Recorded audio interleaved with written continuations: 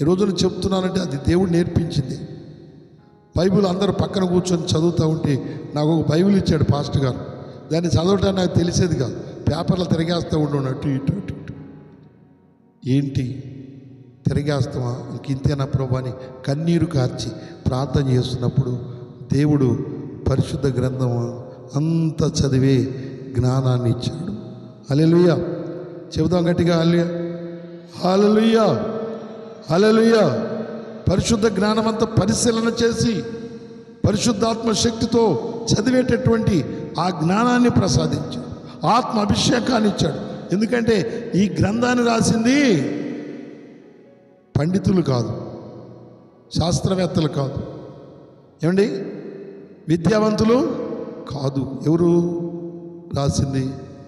పరిశుద్ధాత్మ దేవుడు. హల్లెలూయా.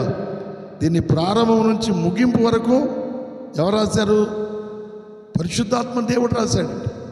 పరిశుద్ధాత్మ దేవుడు ప్రజలకి చెప్పాడు, ఇదిగో ఇలా ఇలా ఇలా జరిగింది, ఇలాగున మీరు బ్రతకండి, ఇలాగూ జీవించండి, ఇలాగ దీన్ని చదవండి.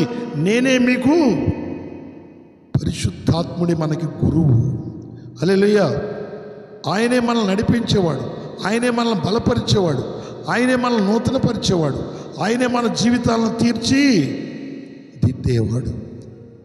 ప్రేమటువంటి వల్ల ఆయన అలాగ నేర్పిస్తూ వస్తే అన్నీ కూడా ఆయన ద్వారా నేర్చుకున్నాను.